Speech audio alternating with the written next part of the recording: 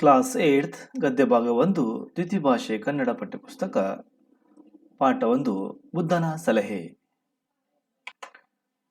ಬಿಟ್ಟ ಸ್ಥಳಗಳನ್ನು ಸೂಕ್ತ ಪದದಿಂದ ಭರ್ತಿ ಮಾಡಿರಿ. 1. ಸಿದ್ಧಾರ್ಥನ ತಂದೆ ಹೆಸರು ಶುದ್ಧೋಧನ. 2. ವತ್ಸ್ ಮತ್ತು ಮಗಧ ರಾಜ್ಯಗಳ ನಡುವೆ ಹರಿಯುವ ನದಿ ಗಂಗಾ ನದಿ. ವತ್ಸ್ ಮತ್ತು ಮಗಧ ರಾಜ್ಯಗಳ ನಡುವೆ ಶಾಂತಿ ನೆಲೆಸುವಂತೆ ಮಾಡಿದವರು ಬುದ್ಧ. 4. ಬುದ್ಧನ ಸಲಹೆ ಪಾಠದ ಆಕರ ಕೃತಿ ಶತಮಾನದ ಮಕ್ಕಳ ಸಾಹಿತ್ಯ. ಕೆಳಗಿನ ಪ್ರಶ್ನೆಗಳಿಗೆ ಒಂದು ವಾಕ್ಯದಲ್ಲಿ ಉತ್ತರ ಬರೆಯಿರಿ. ಪ್ರಶ್ನೆ 1. ಗಂಗಾ ನದಿ ಎಲ್ಲಿ ಹುಟ್ಟಿ ಯಾವ ಸಮುದ್ರವನ್ನು ಸೇರುತ್ತದೆ? ಗಂಗಾ ನದಿ ಎಲ್ಲಿ ಹುಟ್ಟಿ ಯಾವ ಸಮುದ್ರವನ್ನು ಸೇರುತ್ತದೆ?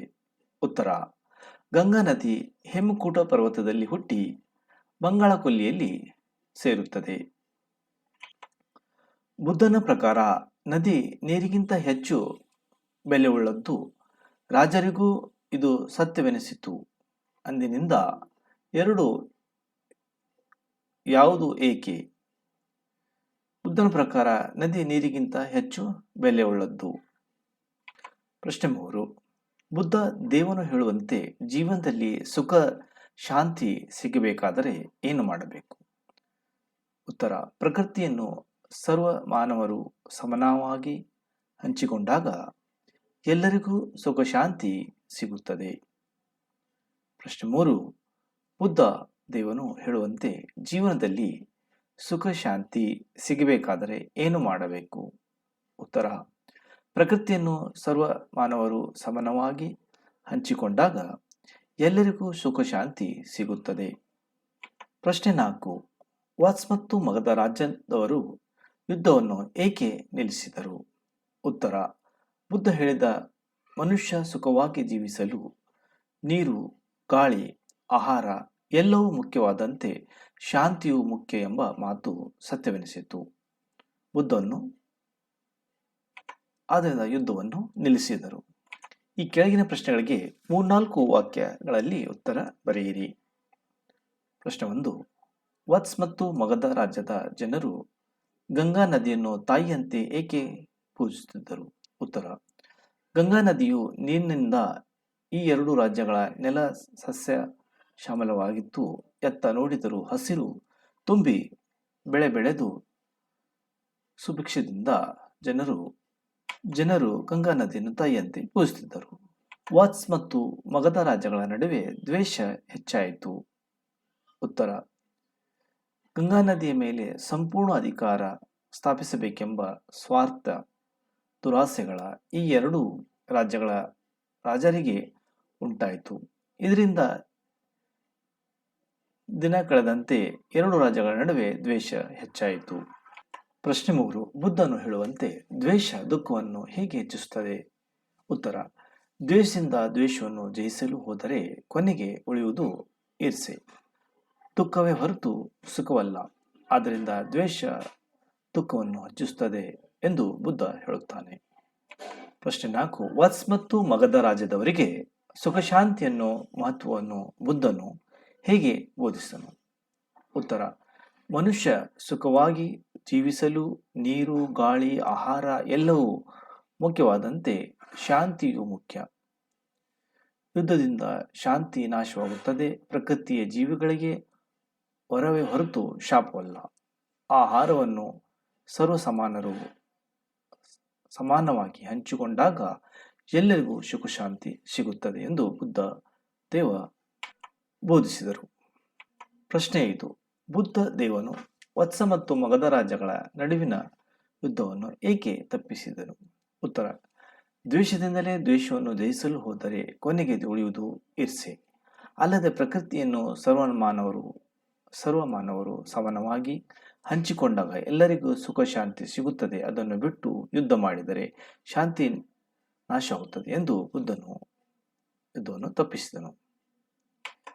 ಈ ಕೆಳಗಿನ ಪ್ರಶ್ನೆಗಳಿಗೆ 8-10 ವಾಕ್ಯಗಳಲ್ಲಿ ಉತ್ತರ ಬರೆಯಿರಿ. ವತ್ಸ್ ಮತ್ತು ಮಗಧ ರಾಜ್ಯಗಳ ಯುದ್ಧ ಮರೆತು ಶಾಂತಿಯಿಂದ ನೆಲೆಸಿದ್ದು ಹೇಗೆ? ಉತ್ತರ: ಕಪಿಲವಸ್ತು ನಗರದ ಸಮೀಪದಲ್ಲಿರುವ ಹೇಮಕೂಟ ಪರ್ವತದಲ್ಲಿ ಗಂಗಾ ನದಿ ಹುಟ್ಟಿ ಬಂಗಾಳ ಕೊಲ್ಲಿಯಲ್ಲಿ ಸೇರುತ್ತದೆ. ಈ ನದಿ ಎರಡು ಬದಿಯಲ್ಲಿ ವತ್ಸ ಮತ್ತು ಮಗಧ ರಾಜ ಎಂಬ ಎರಡು ರಾಜ್ಯಗಳಿದ್ದವು. ಆ ಗಂಗಾ ನದಿಯ ನೀರಿನಿಂದ ಈ ಎರಡು ರಾಜ್ಯಗಳ ಹಸಿರಿನಿಂದ ಸುಭಿಕ್ಷವಾಗಿದ್ದವು. ಅದನ್ನು ತಾಯಿಯಂತೆ ಪೂಜಿಸುತ್ತಿದ್ದರು. ಕ್ರಮೇಣ ಅದರ ಮೇಲೆ ಅಧಿಕಾರವನ್ನು ಸ್ಥಾಪಿಸಲು ಎರಡು ರಾಜ್ಯದವರು ಯುದ್ಧಕ್ಕೆ ಸಿದ್ಧರಾದರು. ಅಲ್ಲಿಗೆ ಬಂದ ಭಗವಾನ್ ಬುದ್ಧ, ನದಿ ನೀರಿಗಿಂತ ನಿಮ್ಮ ರಕ್ತ ಹೆಚ್ಚು ಬೆಲೆಯುಳ್ಳಲ್ಲವೇ? ಜೀವನಕ್ಕೆ ನೀರು ಅವಶ್ಯಕ, ಆದರೆ ನೀವು ಸಾಯಲು ಸಿದ್ಧರಾಗಿದ್ದೀರಲ್ಲ. ದ್ವೇಷದಿಂದ ದೇಶವನ್ನು ಜಯಿಸಲು ಹೋದರೆ ಕೊನೆಗೆ ನಿಮಗೆ ಉಳಿಯುವುದು ಇದು ಇರಿಸೆ. ಅವುಗಳಿಂದ ದುಃಖವೇ ಹೊರತು ಸುಖವಲ್ಲ. ಮನುಷ್ಯ ಸುಖವಾಗಿ ಜೀವಿಸಲು ನೀರು, ಗಾಳಿ, ಆಹಾರ ಎಲ್ಲವೂ ಮುಖ್ಯವಾದಂತೆ ಶಾಂತಿಯೂ ಅಷ್ಟೇ ಮುಖ್ಯ. ಯುದ್ಧದಿಂದ ಶಾಂತಿ ನಾಶವಾಗುತ್ತದೆ. ಪ್ರಕೃತಿಯನ್ನು ಸರ್ವಮಾನವರು ಸುಖವಾಗಿ ಹಂಚಿಕೊಂಡಾಗ ಎಲ್ಲರಿಗೂ ಸುಖ ಶಾಂತಿ ಸಿಗುತ್ತದೆ ಎಂಬುದನ್ನು ಮನದಟ್ಟು ಮಾಡಿಕೊಳ್ಳುತ್ತಾನೆ. ಇದನ್ನು ಅರ್ಥ ಮಾಡಿಕೊಂಡ ವತ್ಸ ಮತ್ತು ಮಗಧ ರಾಜ್ಯಗಳು ಯುದ್ಧ ಮರೆತು ಶಾಂತಿಯಿಂದ ನೆಲೆಸುತ್ತದೆ. ಪ್ರಶ್ನೆ 2. ಬದುಕಿನಲ್ಲಿ ಸುಖ ಶಾಂತಿ ನೆಮ್ಮದಿಗಳನ್ನು ಕಂಡುಕೊಳ್ಳುವುದು ಹೇಗೆ? ಚರ್ಚಿಸಿ. ಉತ್ತರ. ಕಪಿಲವಸ್ತು ನಗರದ ಸಮೀಪದಲ್ಲಿರುವ ಹೇಮಕೂಟ್ ಪರ್ವತದಲ್ಲಿ ಗಂಗಾ ನದಿ ಹುಟ್ಟಿ ಬಂಗಾಳ ಕೊಲ್ಲಿಯನ್ನು ಸೇರುತ್ತದೆ. ಈ ನದಿ ಎರಡು ಬದಿಯಲ್ಲಿ ವತ್ಸ ಮತ್ತು ಮಗಧ ಎಂಬ ಎರಡು ರಾಜ್ಯಗಳಿದ್ದ. ಗಂಗಾ ನದಿಯ ನಿಂದ ಎರಡು ರಾಜ್ಯಗಳ ಹಸಿರಿನಿಂದ ಸುಭಿಕ್ಷವಾಗಿ ಅದನ್ನು ತಾಯಿಯಂತೆ ಪೂಜಿಸುತ್ತಿದ್ದರು. ಕ್ರಮೇಣ ಅದರ ಮೇಲೆ ಅಧಿಕಾರವನ್ನು ಸ್ಥಾಪಿಸಲು ಎರಡು ರಾಜ್ಯದವರು ಯುದ್ಧಕ್ಕೆ ಸಿದ್ಧರಾದರು. ಅಲ್ಲಿಗೆ ಬಂದ ಭಗವಾನ್ ಬುದ್ಧ, ನದಿಯು ನೀರಿಗಿಂತ ನಿಮ್ಮ ರಕ್ತ ಹೆಚ್ಚು ಬೆಳೆಯುವುದಾಗಿದೆ. ಜೀವನಕ್ಕೆ ನೀರು ಅವಶ್ಯಕ, ಆದರೆ ನೀವು ಸಾಯಲು ಸಿದ್ಧರಾಗಿದ್ದೀರಿ.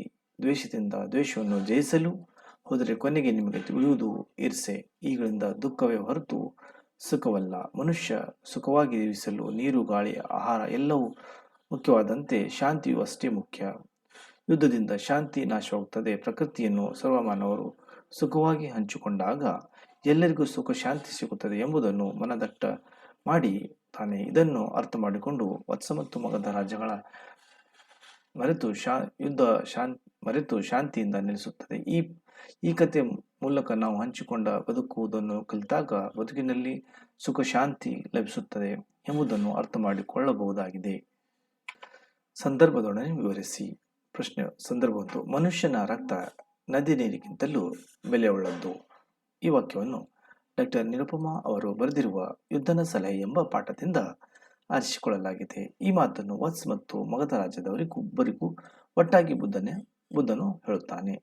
ಗಂಗಾ ನದಿ ನೀರಿನ ಮೇಲೆ ಅಧಿಕಾರ ಸ್ಥಾಪಿಸಲು ಯುದ್ಧಕ್ಕೆ ಸಿದ್ಧರಾಗಿದ್ದ ವತ್ಸ ಮತ್ತು ಮಗಧ ರಾಜ್ಯಗಳ ಸೈನ್ಯದ ನಡುವೆ ಯುದ್ಧ ಬರುತ್ತಾನೆ ಎಂಬ ಬುದ್ಧ ಅವರನ್ನು ನದಿ ನೀರು, ಮಾನವ ರಕ್ತ ಇವೆರಡರಲ್ಲಿ ಯಾವುದು ಹೆಚ್ಚು ಬೆಲೆಯುಳ್ಳದ್ದು ಎಂದು ಪ್ರಶ್ನಿಸಿದ ಸಂದರ್ಭದಲ್ಲಿ ಈ ಮಾತನ್ನು ಹೇಳುತ್ತಾನೆ. ಸಂದರ್ಭ 2. ನೀವು ಜೀವಿಸಬೇಕಿದ್ದಿರಲ್ವಾ, ಮತ್ತೆ ಸಾಯಲೇಕೆ ಸಿದ್ಧರಾಗಿದ್ದೀರಿ. ಈ ವಾಕ್ಯವು ಡಾಕ್ಟರ್ ನಿರುಪಮಾ ಅವರು ಬರೆದಿರುವ ಬುದ್ಧನ ಸಲಹೆ ಎಂಬ ಪಾಠದಿಂದ ಆರಿಸಿಕೊಳ್ಳಲಾಗಿದೆ. ಈ ಮಾತನ್ನು ಭಗವಾನ್ ಬುದ್ಧ ವತ್ಸ ಮತ್ತು ಮಗಧ ರಾಜ್ಯದವರಿಗೆ ಹೇಳುತ್ತಾನೆ. ಗಂಗಾ ನದಿಯ ಮೇಲಿನ ಅಧಿಕಾರವನ್ನು ಸ್ಥಾಪಿಸಲು ಯುದ್ಧಕ್ಕೆ ಸಿದ್ಧರಾಗಿದ್ದ ಈ ಎರಡು ರಾಜ್ಯದವರು ಕುರಿತು ನೀರಿಗಿಂತ ಹೆಚ್ಚು ಬೆಲೆಯುಳ್ಳ ರಕ್ತವನ್ನು ಹರಿಸಲು ಏಕೆ ಸಿದ್ಧರಾಗಿದ್ದೀರಿ ಎಂದು ಪ್ರಶ್ನಿಸುತ್ತಾನೆ. ಅದಕ್ಕೆ ಅವರು, ನಮ್ಮ ಜೀವಗಳಿಗೆ ಗಂಗಾ ನದಿ ನೀರು ತುಂಬಾ ಅವಶ್ಯಕವಲ್ಲವೇ ಎಂದು ಹೇಳುವ ಸಂದರ್ಭದಲ್ಲಿ ಈ ಮಾತನ್ನು ಹೇಳುತ್ತಾನೆ. ಸಂದರ್ಭ 3. ಪ್ರಕೃತಿ ಜೀವಿಗಳಿಗೆ ವರವೇ ಹೊರತು ಶಾಪವಲ್ಲ. ಈ ವಾಕ್ಯವನ್ನು ಡಾಕ್ಟರ್ ನಿರುಪಮಾ ಅವರು ಬರೆದಿರುವ ಬುದ್ಧನ ಸಲಹೆ ಎಂಬ ಪಾಠದಿಂದ ಆರಿಸಿಕೊಳ್ಳಲಾಗಿದೆ. ಈ ಮಾತನ್ನು ಭಗವಾನ್ ಬುದ್ಧ ವತ್ಸ ಮತ್ತು ಮಗಧ ರಾಜ್ಯದವರಿಗೆ ಹೇಳುತ್ತಾನೆ. ಗಂಗಾ ಮೇಲಿನ ಅಧಿಕಾರವನ್ನು ಸ್ಥಾಪಿಸಲು ಯುದ್ಧಕ್ಕೆ ಸಿದ್ಧರಾಗಿದ್ದ ಈ ಎರಡು ರಾಜ್ಯದವರಿಗೆ ಯುದ್ಧದಿಂದ ಶಾಂತಿ ನಾಶವಾಗುತ್ತದೆ. ಮನುಷ್ಯ ಸುಖವಾಗಿ ಜೀವಿಸಲು ಗಾಳಿ, ನೀರು, ಆಹಾರ ಎಲ್ಲ ಮುಖ್ಯವಾದಂತೆ ಶಾಂತಿಯು ಮುಖ್ಯವಾಗುತ್ತದೆ ಎಂದು ಬೋಧಿಸುವ ಸಂದರ್ಭದಲ್ಲಿ ಈ ಮಾತನ್ನು ಹೇಳುತ್ತಾನೆ. ಸ್ವರಾಕ್ಷರಗಳಿಗೆ ಆರಂಭಗೊಳ್ಳುವ ಪದಗಳನ್ನು ಬುದ್ಧನ ಸಲಹೆ ಪಾಠದಿಂದ ಆಯ್ದ ಅವುಗಳನ್ನು ಆಕಾರದಿಂದ ಯಾಗಿ ಜೋಡಿಸಿ ಬರೆಯಿರಿ. ಅದನ್ನು ಅಧಿಕಾರ, ಅರಸ, ಆಳುತ್ತಿದ್ದನು, ಆಹಾರ, ಇರುವ, ಉತ್ತರ, ಈರ್ಷ್ಯ, ಅರಸು, ಅವಶ್ಯಕ. ಬುದ್ಧನ ಸಲಹೆ ಪಾಠದಲ್ಲಿ ಅನುಸಾರ ವಿಸರ್ಗಗಳಿಂದ ಕೂಡಿರುವ ಪದಗಳನ್ನು ಆಯ್ಕೆ ಬರೆಯಿರಿ. ಗಂಗಾ ನದಿ ನಂತರ ಒಂದು ತಾಯಿಯಂತೆ ಸುಭಿಕ್ಷದಿಂದ ಸಂಪೂರ್ಣ ನಿಂತುಕೊಂಡ ಹಿಂದಕ್ಕೆ ಮಂತ್ರಿ ಬಂತು ನೀರಿಗಿಂತ ದ್ವೇಷದಿಂದ ಸುಖ ವಿಸರ್ಗ ಶಾಂತಿ ಎಂದು ಅಂದಿನಿಂದ ಇತ್ಯಾದಿ. ಪ್ರಸ್ತುತ ಪಾಠದಲ್ಲಿ ಈ ಶ ಶ ಶ ಅಕ್ಷರಗಳಿರುವ ಪದಗಳನ್ನು ಪಟ್ಟಿ ಮಾಡಿ ಅವುಗಳ ಸ್ಪಷ್ಟ ಉಚ್ಚಾರಣೆ ಅಭ್ಯಾಸ ಮಾಡಿ. ಸಸ್ಯ ಶ್ಯಾಮಲೆ, ಸನ್ಯಾಸ, ದೇಶ, ಶಾಂತಿ, ಈರ್ಷ್ಯೆ, ಸಾಕು, ಶುದ್ಧೋಧನ, ಸಿದ್ಧಾರ್ಥ, ಸುಭಿಕ್ಷ, ಸ್ವಾರ್ಥ, ಸಂಪೂರ್ಣ, ದ್ವೇಷ, ಸ್ನೇಹ. ಕೆಳಗಿನ ಪದಗಳಿಗೆ ವಿರುದ್ಧಾರ್ಥ ಪದಗಳನ್ನು ಬರೆಯಿರಿ. ಮೌಲ್ಯ, ಅಮೂಲ್ಯ, ಅಪಮೌಲ್ಯ, ಮೌಲ್ಯ, ಅಪಮೌಲ್ಯ, ಸುಖ, ದುಃಖ, ವರ, ಶಾಪ, ಸತ್ಯ, ಅಸತ್ಯ, ಪವಿತ್ರ, ಅಪವಿತ್ರ, ಸ್ವಾರ್ಥ, ನಿಸ್ವಾರ್ಥ. ಕೆಳಗಿನ ಪದಗಳನ್ನು ಸ್ವಂತ ವಾಕ್ಯದಲ್ಲಿ ಉಪಯೋಗಿಸಿ ಬರೆಯಿರಿ. ಹಿಂಜರಿಕೆ, ಯಾವುದೇ ಒಳ್ಳೆಯ ಕೆಲಸಗಳನ್ನು ಮಾಡಲು ಹಿಂಜರಿಕೆ ಇರಬಾರದು.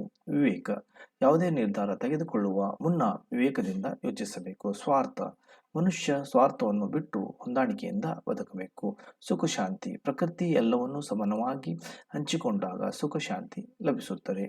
ಸುಭಿಕ್ಷ, ಕರ್ನಾಟಕ ಹಲವಾರು ನದಿಗಳಿಂದ ಸುಭಿಕ್ಷಿತವಾಗಿದೆ. ಸಸ್ಯ ಶ್ಯಾಮಲ, ಗಂಗಾ ನದಿ ಎರಡು ಬದಿಯಲ್ಲಿದ್ದ ರಾಜ್ಯಗಳ ನದಿಯ ನೀರಿನಿಂದ ಸಸ್ಯ ಶ್ಯಾಮಲತೆ ಕೂಡಿದೆ. ಈ ಕೆಳಗಿನ ಹೇಳಿಕೆಗಳನ್ನು ತರಗತಿಯಲ್ಲಿ ಚರ್ಚೆ ನಡೆಸಿ. ದ್ವೇಷದಿಂದ ದ್ವೇಷವನ್ನು ಜಯಿಸಲು ಹೋದರೆ ಕೊನೆಗೆ ಉಳಿಯುವುದು ಈರ್ಷೆ. ನಮ್ಮ ಸ್ವಾರ್ಥದಿಂದ ನಮ್ಮಲ್ಲಿ ಪರಸ್ಪರ ದ್ವೇಷವನ್ನು ಹುಟ್ಟುತ್ತದೆ. ಆದ್ದರಿಂದ ನಮ್ಮ ನಡುವಿನ ಶಾಂತಿ ಹಾಳಾಗುತ್ತದೆ. ದ್ವೇಷದಿಂದ ದ್ವೇಷವನ್ನು ಜಯಿಸಲು ಹೋದರೆ ಕೊನೆಗೆ ನಮ್ಮ ನಡುವೆ ಅಸೂಯೆ, ಕೋಪ, ತಾಪಗಳು ಮಾತ್ರ ಉಳಿಯುತ್ತವೆ. ಆದ್ದರಿಂದ ಸ್ವಾರ್ಥವನ್ನು ಬಿಟ್ಟು ನಮ್ಮ ನಡುವೆ ಯಾವುದೇ ಸಾಮರ್ಥ್ಯದಿಂದ ಸ್ನೇಹ, ಶಾಂತಿಯಿಂದ ಭರಿಸಿಕೊಂಡರೆ ಆಗ ಸುಖ ಶಾಂತಿ ಲಭಿಸುತ್ತದೆ. ಯುದ್ಧದಿಂದ ಶಾಂತಿ ನಾಶವಾಗುತ್ತದೆ. ಯುದ್ಧ ಮನುಕುಲದ ಶಾಪವಿದ್ದಂತೆ. ಯುದ್ಧದಿಂದ ಎರಡೂ ಕಡೆಯೂ ನಾಶ ಹೊಂದುತ್ತದೆ. ಸೋತವರಾಗಲಿ ಗೆದ್ದವರಾಗಲಿ ನಷ್ಟಕ್ಕೆ ತುತ್ತಾಗಿ ಕಷ್ಟವನ್ನು ಅನುಭವಿಸಬೇಕಾಗುತ್ತದೆ. ಇದರಿಂದ ಶಾಂತಿ ನಾಶವಾಗುತ್ತದೆ. ದ್ವೇಷ, ಅಸೂಯೆಗಳು ಹೆಚ್ಚಾಗುತ್ತವೆ. ಆದ್ದರಿಂದ ಜಗತ್ತಿನಲ್ಲಿ ಯುದ್ಧ ನಡೆದಂತೆ ಗಾಂಧೀಜಿಯವರು ಸಾರಿದ ಬುದ್ಧನು ಹೇಳಿದಂತೆ ಶಾಂತಿ ಮಾರ್ಗವನ್ನು ಅನುಸರಿಸಬೇಕು. ಮನುಷ್ಯ ರಕ್ತ ನದಿಯ ನೀರಿಗಿಂತ ಬೆಲೆಯುಳ್ಳದು. ಉತ್ತರ, ಮನುಷ್ಯ ರಕ್ತ ಮಾಂಸಗಳಿಂದ ಕೂಡಿ ಜೀವದಿಂದ ಇದ್ದರೆ ಎನ್ನಾದರೂ ಪಡೆದುಕೊಳ್ಳಬಹುದು. ಪ್ರಕೃತಿಯಲ್ಲಿ ದೊರೆಯುವ ನದಿ ನೀರನ್ನು ತನ್ನ ಹಿತಕ್ಕೆ ಬಳಸಿಕೊಳ್ಳಬಹುದು. ತನ್ನ ಜೀವನವನ್ನು ಕಳೆದುಕೊಂಡರೆ ಏನು ಸಾಧಿಸಲು ಸಾಧ್ಯವಿಲ್ಲ. ಆದ್ದರಿಂದ ಮನುಷ್ಯ ರಕ್ತ ನೀರಿಗಿಂತ ಎಲ್ಲ ವಸ್ತುಗಳಿಗಿಂತಲೂ ಹೆಚ್ಚು ಬೆಲೆಯುಳ್ಳದ್ದು. ಪ್ರಕೃತಿಯ ಜೀವಿಗಳಿಂದ ವರವೇ ಹೊರತು ಶಾಪವಲ್ಲ. ಉತ್ತರ, ಪ್ರಕೃತಿ ಪ್ರತಿಯೊಂದು ಜೀವಿಗೂ ಬದುಕಲು ಅವಕಾಶವನ್ನು ನೀಡಿ ಅವುಗಳ ಅವಶ್ಯಕತೆಗೆ ಬೇಕಾದ ವಸ್ತುಗಳನ್ನು ಒದಗಿಸಿಕೊಟ್ಟಿದೆ. ಆದ್ದರಿಂದ ಪ್ರಕೃತಿಯ ಮನುಷ್ಯನಿಗೆ ವರವೇ ಹೊರತು ಶಾಪವಲ್ಲ. ಆದರೆ ಮನುಷ್ಯನ ಅದನ್ನು ಸಮಾನವಾಗಿ ಹಂಚಿಕೊಂಡು ಶಾಂತಿಯಿಂದ ಬಾಳುವುದಕ್ಕೆ ಬದಲಾಗಿ ಸ್ವಾರ್ಥದಿಂದ ಅದರ ಮೇಲಿನ ಅಧಿಕಾರವನ್ನು ಸಾಧಿಸಲು ಪ್ರಯತ್ನಿಸಲು ಹೊರಡುತ್ತಾನೆ.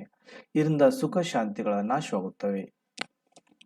ಕೃತಿಕಾರ ಪರಿಚಯ. ಡಾಕ್ಟರ್ ನಿರುಪಮಾ ಅವರು 1933ರಲ್ಲಿ ತುಮಕೂರು ಜಿಲ್ಲೆ ಹೊಳವನಹಳ್ಳಿಯಲ್ಲಿ ಜನಿಸಿದರು. ಸಂಸ್ಕೃತ, ತೆಲುಗು, ಕನ್ನಡ, ಇಂಗ್ಲಿಷ್, ಹಿಂದಿ, ಬಂಗಾಳಿ ಭಾಷೆಗಳನ್ನು ಚೆನ್ನಾಗಿ ಬಲ್ಲವರು. ವಿವಿಧ ಭಾಷೆಗಳ ಉತ್ತಮ ಪ್ರಕೃತಿಗಳನ್ನು ಕನ್ನಡಕ್ಕೆ ಅನುವಾದಿಸಿದ್ದಾರೆ. ಅವುಗಳಲ್ಲಿ ಪ್ರಮುಖ ಪ್ರಕೃತಿಗಳೆಂದರೆ ಅಮೃತ ಕಲಶ, ಭುವನ ವಿಜಯ. ಇವು ಕಾದಂಬರಿಗಳ ಭಾರತೀಯ ನಾರಿಯ ನಡೆದು ಬಂದ ದಾರಿ, ಭಾವಮುಖಿ. ಇವು ಸಣ್ಣ ಕಥೆಗಳ ರಣಹದ್ದು, ಅಧಿಕಾರ, ಅವಾಂತರ. ಇವು ನಾಟಕಗಳು. ಒಕ್ಕಳ ಸಾಹಿತ್ಯ 25, ಕರ್ನಾಟಕದ ಕವಿತ್ರಿಗಳು, ಇನ್ನು ಮುಂತಾದವುಗಳು. ಈ ಪಾಠದ ಸಾರಾಂಶ. ಭಾರತದ ಉತ್ತರ ಭಾಗದಲ್ಲಿ ಕಪಿಲವಸ್ತು ಎಂಬ ನಗರವಿತ್ತು.